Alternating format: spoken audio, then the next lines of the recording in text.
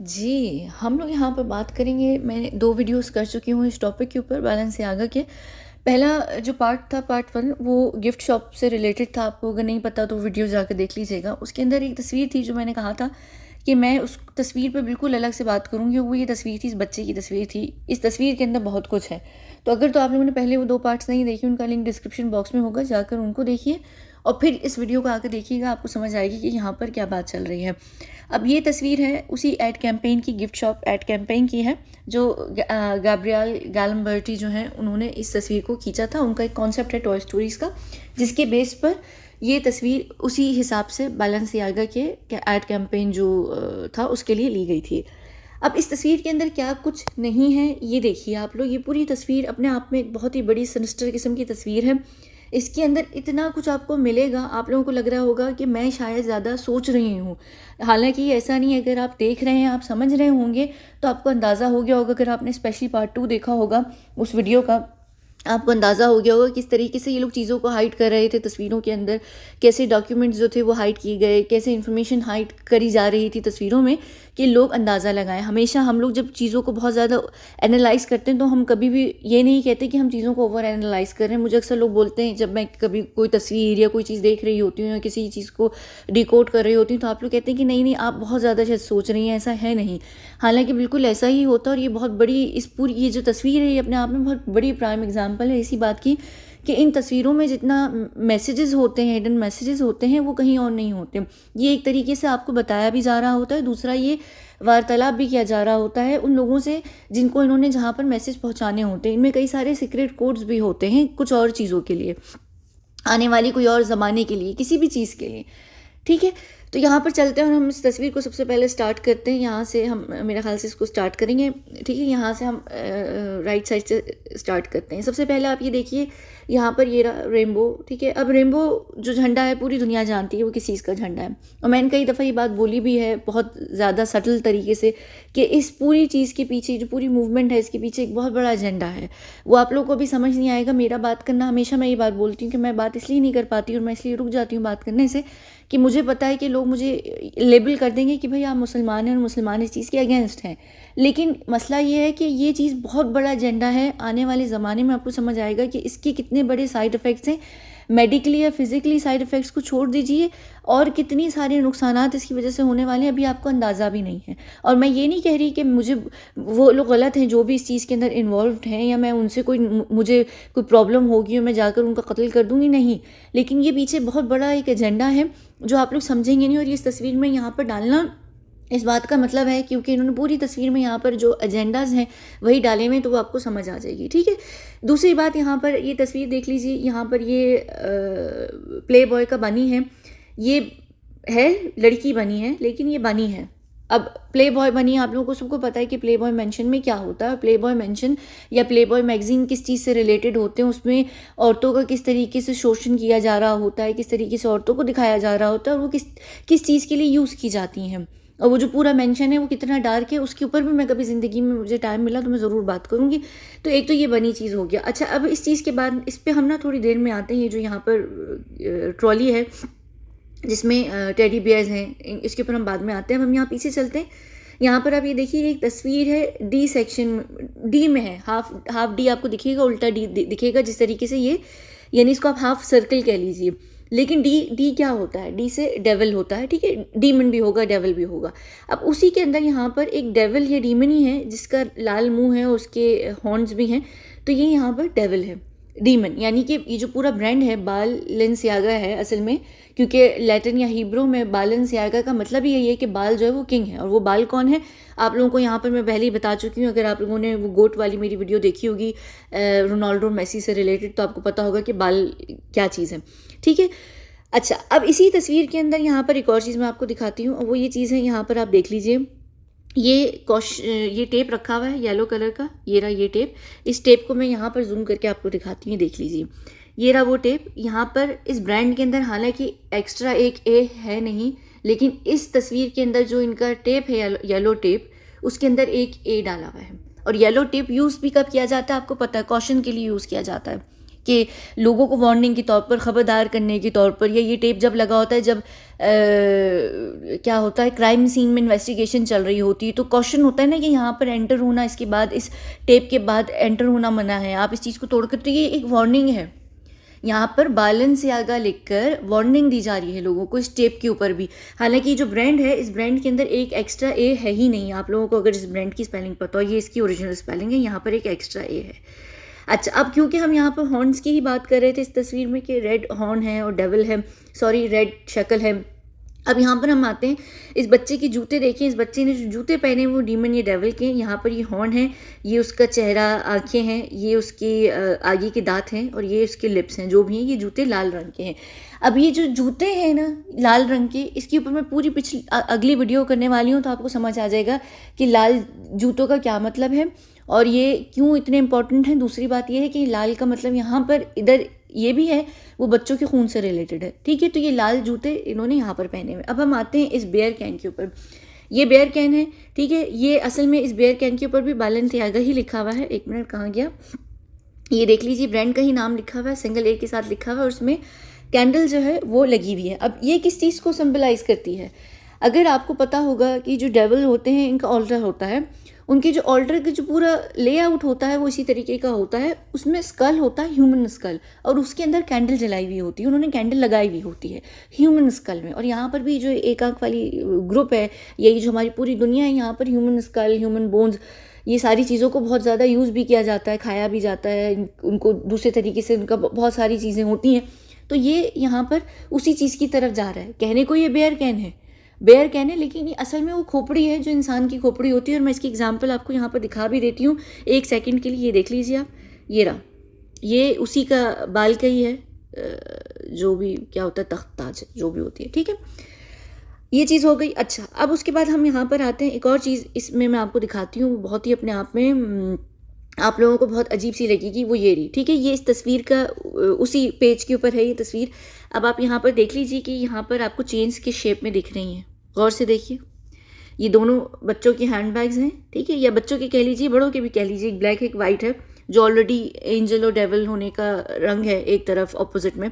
लेकिन आप चेन की अगर यहाँ पर शेप देख लें तो आप लोगों को समझ आ जाएगा ये किस चीज़ से रिलेटेड शेप, क्या चीज़ की बन रही है। अगर अभी भी नहीं समझ आ रहा तो मर्द का जो नेदर रीजन्स होते हैं उसमें जो होता है ये वो है, समझ आ गई होगी आपको, ठीक है। तो ये सोच देख लीजिए आप, इनकी सोच देखिए। और ये ऐसा नहीं है कि इन्होंने गलती में ऐसी यूँ चेन रखी और वो डिज़ाइन बन गया, क्योंकि दोनों बिल्कुल आइडेंटिकल हैं, बिल्कुल मिरर चेन्स हैं। दोनों इत्तेफाक नहीं हो सकती कि उन्होंने ऐसी चेन को रखा था तो वो ऐसी शेप में आ गई। एक होती तो चले मैं शायद मान भी लेती। ये दोनों हैं और इन्होंने दोनों बड़े शौक से एक जैसी शेप में डालकर बनाई हुई है। अब क्योंकि हम यहाँ इसी शेप की ही बात कर रहे हैं तो मैं आपको एक और चीज़ दिखाती हूँ जो इसी शेप से रिलेटेड है।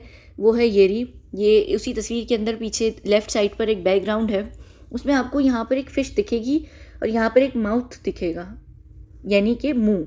इसके अंदर नोकीले से दांत दिख रहे हैं जो कि आपको दिखेंगे जब आप कार्टून्स देखते हैं, फिल्म्स देखते हैं, उसमें डेविल्स होते हैं, डीमंस होते हैं, उनका ऐसे बड़े गैप के साथ बड़े नुकीले से दांत होते हैं। या फिर कोई एलियन टाइप का कोई क्रिएचर होता है, उसके भी नॉर्मली इस तरीके की होते हैं, उसकी राल भी टपक रही होती है। तो ये उसके बिल्कुल उसी तरीके की यहाँ पर ये दांत है। लेकिन यहाँ पर जो चीज़ है देखने वाली वो ये है। ये क्या आपको लग रहा है? आप लोगों को फिश हेड लग रहा है, ये है ना, लेकिन ये फिश हेड नहीं है, ये मर्द का हेड है। कौन सा वाला? वही वो जो चेन से रिलेटेड है।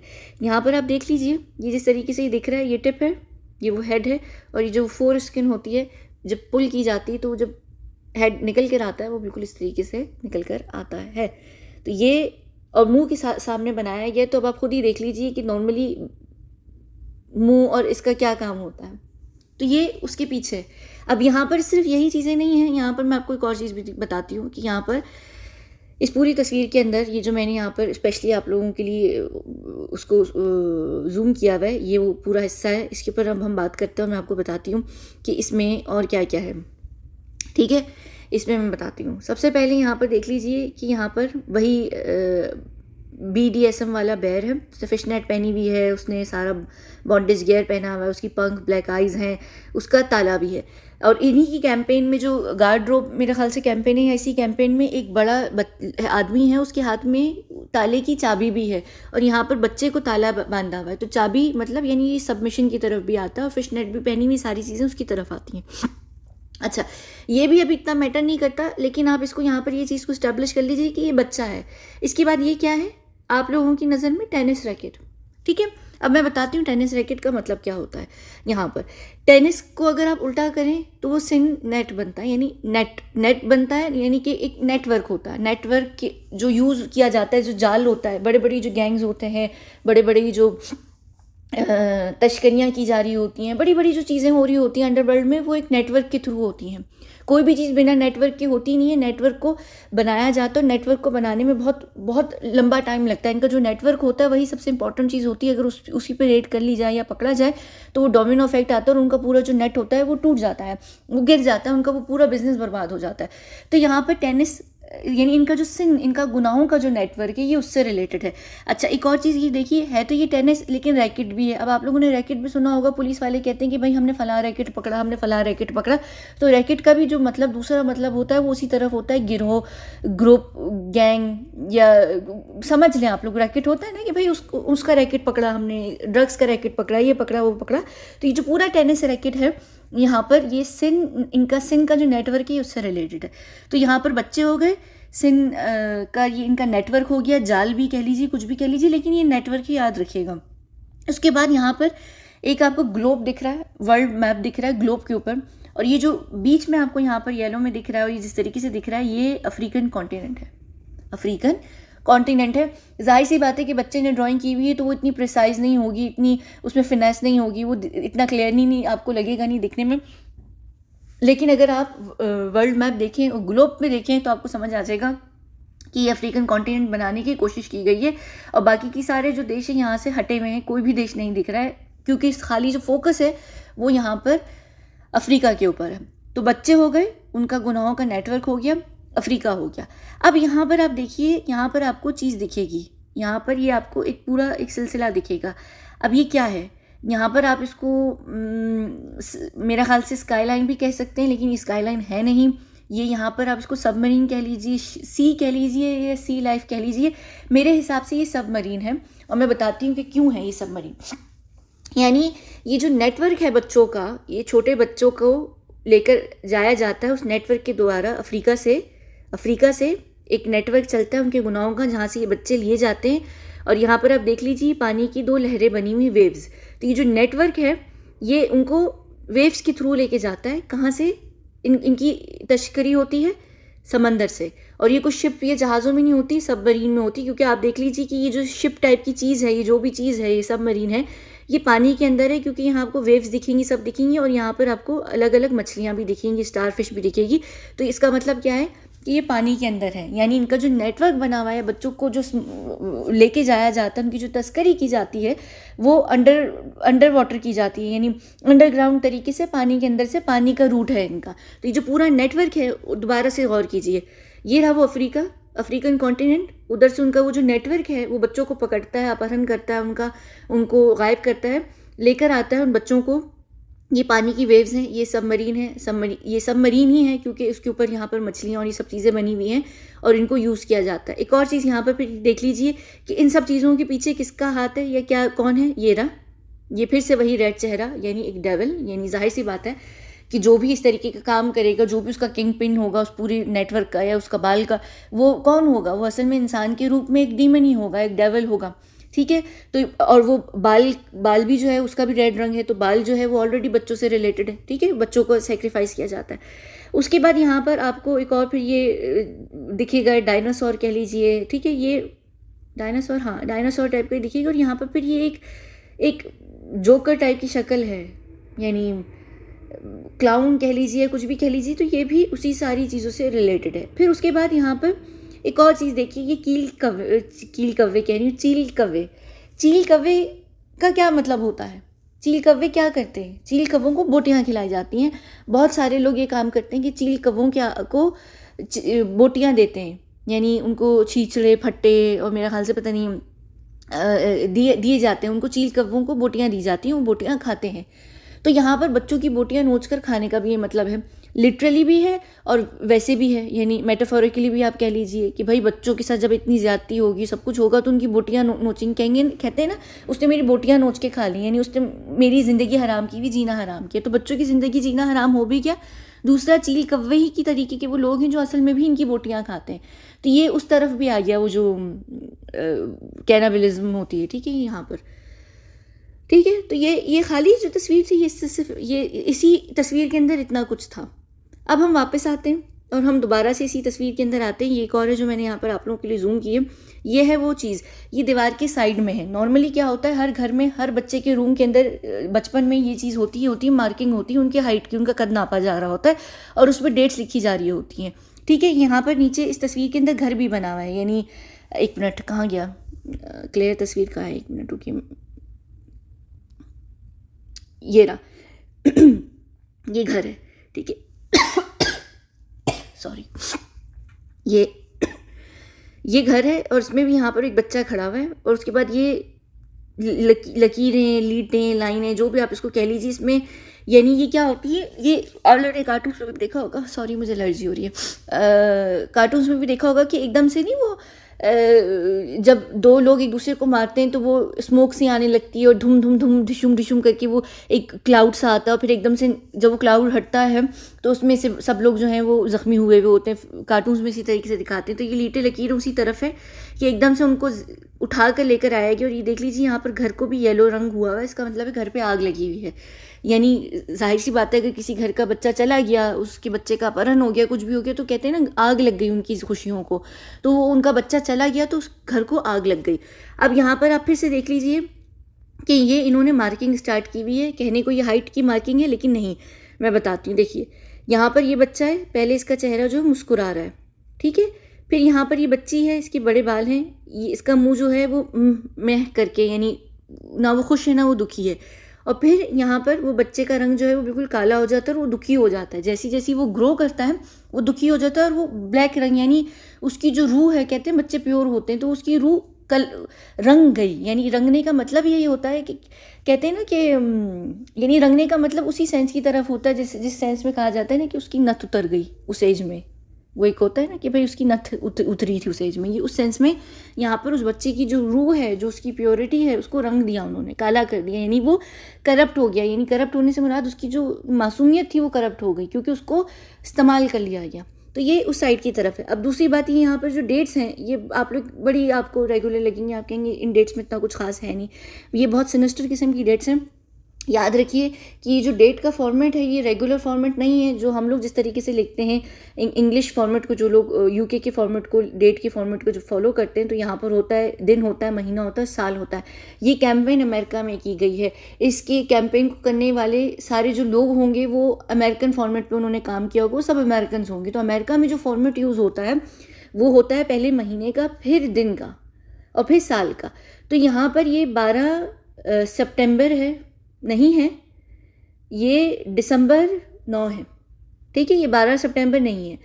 ये एक मुझे खुद इसलिए कन्फ्यूजन हो रही है कि मुझे बिल्कुल आदत नहीं है। दिसंबर 9 तारीख़ है ये, और यहाँ पर मई 11 है और यहाँ पर फरवरी की 3 है और ये दोनों फैब की हैं। ये वो 22 वाली हैं, ये 22 वाली, वो जो 2222, ये जो एक वो जो नंबर नहीं होता, अभी 2 साल पहले भी आया था, 2020 में भी आया था 0202 2020 वाला। इसी तरीके से अभी भी आया था 22222। तो वो जो 22222 है वो ये उस नंबर से रिलेटेड है। तो ये याद रखिएगा कि ये जो सारी डेट्स हैं, ये सारी डेट्स पे कोई ना कोई स्कैंडल हुआ है या कोर्ट हेयरिंग हुई है या केस हुई है जो बच्चों की सीपी से ही रिलेटेड रही है। ऐसे या तो लोग पकड़े गए हैं या कुछ हैं, तो ये जो सारी डेट्स हैं ये उसी चीज़ की तरफ इशारा देती हैं। तो यहाँ पर ये याद रखिएगा, ये मत सोचिएगा कि हमारे फॉर्मेट पे ये डेट लिखी हुई है, क्योंकि ये अमेरिकन कैंपेन है, अमेरिका के अंदर शूट की गई है। तो वहाँ पर जब ये शूट की गई है तो उसमें जो फॉर्मेट यूज़ किया गया है वो हमेशा जिस जगह पर होता है वो उसी हिसाब से उसी फॉर्मेट से यूज़ किया जाता है। तो ये जो डेट का फॉर्मेट है ये पहले में महीने लिखे हुए हैं और फिर सेकेंड में दिन लिखे हुए हैं। नॉर्मली क्या होता है, दिन, महीना और साल होता है, ठीक है। तो ये हो गई। उसके बाद यहाँ पर क्योंकि हम टेनिस रैकेट और ये पूरी चीज़ों की बात करें तो देखिए यहाँ पर ये सारे बच्चे तस्करी होकर आ गए। अब ये कैद हैं इन डब्बों में, जैसे आपने देखा है ना, सेल होता है, लोगों को जेल के सेल में पिंजरों की तरह, मुर्गियों की डरबे की तरह कैद किया हुआ होता है, एक ही उसमें क्रैम्प हुए हुए होते हैं बहुत सारे लोग। तो यहाँ पर उन बच्चों को डब्बों में कैद करके रखा हुआ है, और जब उनको ज़रूरत पड़ेगी, एक डब्बा देखिए खुला हुआ है, थोड़ा सा बहुत हल्का सा यहाँ पर से खुला हुआ है, तो उसमें से उस बच्चे को निकालेंगे और उसको यूज़ कर लेंगे, और फिर उसको वो डीमन खा भी लेगा। फिर ये देखिए जिस तरीके से चीज़ें लिपटी हुई भी हैं यहाँ पर, जिस तरीके से ये सब चीज़ें हैं, तो आपको समझ आ जाएगी ये पूरी इस तस्वीर का, इन सारी चीज़ों का मतलब है। आई एम श्योर कि इसमें बहुत सारी और भी चीज़ें होंगी जो मैं शायद हो सकता है कि ओवरलुक कर रही हूँ, मुझे इसको समझ याद भी ना आ रही हूँ, मैं हो सकता है भूल भी गई हूँ, क्योंकि इंसान की जहन से निकल जाती हैं। लेकिन ये सारी चीज़ें बहुत सोच समझ के यहाँ पर ड्रॉ की गई हैं, और ये सारी चीज़ों का बहुत गहरा मतलब भी है। ये कोई नॉर्मल सी तस्वीर नहीं, इस तस्वीर के अंदर ही सब कुछ बहुत कुछ है जो इन्होंने यहाँ पर बताया है। गौर कीजिएगा, आपने अगर इनका अब स्कैंडल का सुना होगा तो आपको अंदाज़ा हो गया होगा। अगली तस्वीर इन लाल जूतों के ऊपर है, मैं आपको बताऊंगी कि ये लाल जूतों का क्या मतलब है। ठीक है, चलिए मिलते हैं हम अगली वीडियो में, तब तक के लिए बहुत बहुत शुक्रिया।